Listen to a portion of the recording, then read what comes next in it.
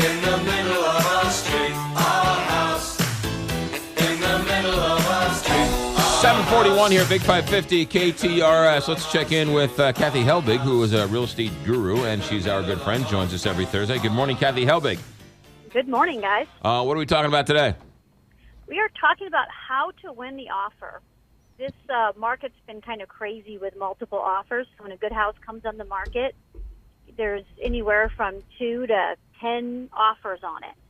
So wanted to talk a little bit to our audience today about how to stack the odds in your favor. Yeah, how to sell it, baby. Exactly. All right, what do we do? So First, number one, after make sure, hold on a second. After calling Kathy Helbig, what do we do? After calling our group, absolutely. Right.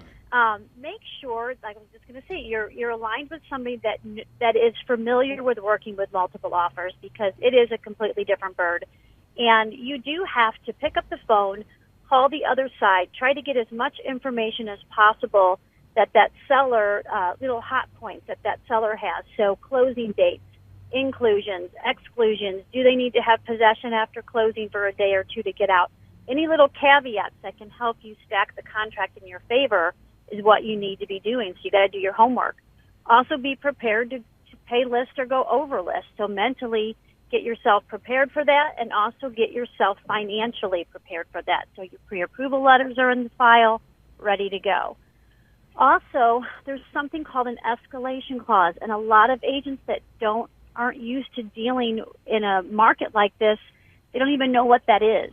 So we have people on our listings present offers that we can tell they're written by agents that really are not that experienced. And unfortunately, that buyer just doesn't even have a shot. What is an escalation clause? That clause is a price escalation.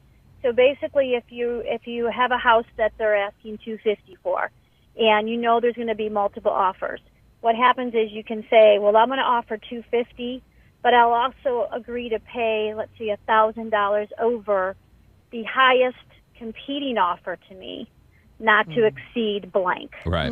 So now you've just raised your price by a certain amount of money. So if they get another offer that comes in at $151, you weren't just beat out by $1,000 when you were willing to pay up to $255 or $260 for that house. How do you know they really have a second offer, and how do you know they have to present it? So again, knowing somebody that knows how to do this, we know the legal language to put into your offer to make sure that no one's playing games with you, and that you didn't just have the seller manipulate something to get a higher offer.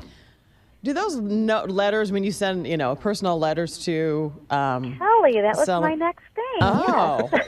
Yes, definitely. The cover letter works. I mean, anytime that we're in a multiple offer situation on houses that are not our listings, we are winning those multiple offers over 90% of the time, so long as our client can hang in there with the price. But because of the terms, because we know how to write it, because we know how to do those cover letters that pull at the heartstrings, those are all important, because you've got 5 or 6 legal contracts sitting in front of you as a seller, and you got to start making determinations of who you're narrowing it down to. So that letter helps more than people realize. It makes it personalized. It puts a face onto that contract. You also, this is not the time to go in and talk about all the negatives of that person's house.